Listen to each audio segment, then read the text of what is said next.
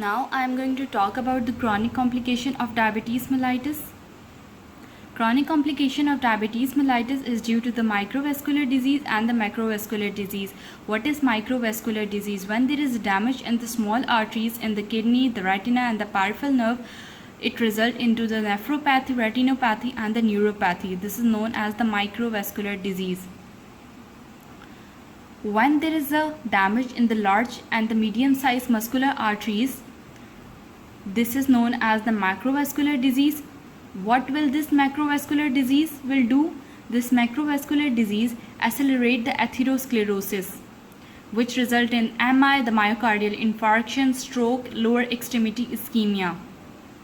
When there is an increased level of the glucose in the cell or the blood, this glucose levels will ultimately convert it into glycol, methylglycol and 3-deoxyglucosone. These all products are known as advanced glycation end product, also known as AGEs. This AGEs will bind to the RAGEs. What is RAGEs? RAGEs are the receptor present on the macrophages, T cells, endothelium and the vascular smooth muscle. When there is an interaction between the AGEs and the RAGEs, what will happen? Macrophages will release the cytokines as well as the T cells will also release the cytokines, transforming growth factor beta. This transforming growth factor beta will result in the deposition of excess basement membrane and the vascular endothelial growth factor will involve in the retinopathy. When there is an interaction between the AGEs and the RAGEs of an endothelium, there is a formation of the reactive oxygen species which result in endothelial damage.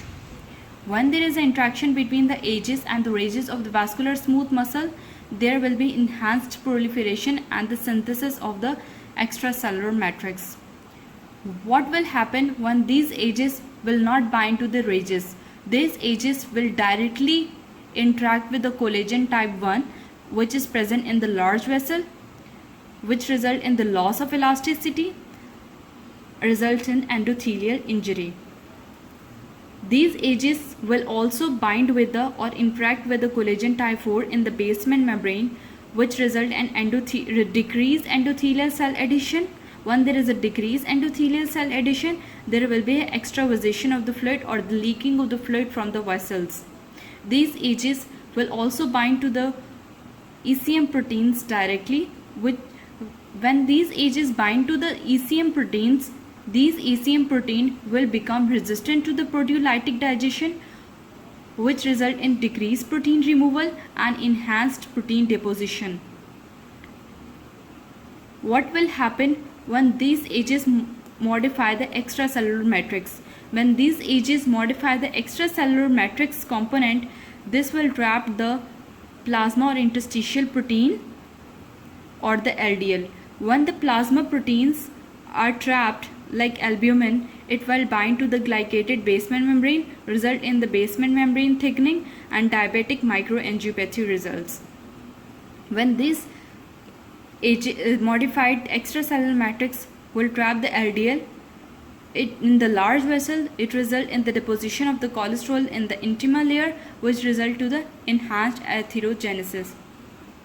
When there is no insulin for the glucose transport, there will be increased glucose levels in the cell. This increased glucose level will result in the DAG formation, fructose 6 formation or the sorbitol. When there will be a diacylglycerol formation from the glucose, this will stimulate the protein kinase C, which result in the production of the vascular endothelial growth factor, transforming growth factor beta, the procoagulants, protein plasminogen activator inhibitor. When there is a fructose 6 phosphate formation, it results in the glycosation of the proteins, which result in the formation of the proteoglycans, which result in the abnormal expression of the transforming growth factor beta, plasminogen activator inhibitor, which exacerbate the end organ damage. And when this glucose, which will result in the formation of the sorbitol, which ultimately result in the fructose, this sorbitol will result in the cataract formation and the formation of the glucose, formation of the sorbitol from the glucose required the NADPH.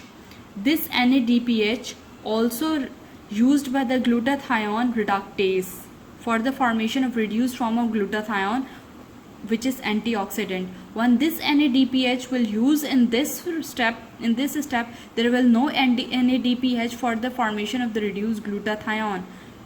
It results in the decreased level of the glutathione, reduced glutathione, and increased level of reactive oxygen species, which result in oxidative stress and the cell damage.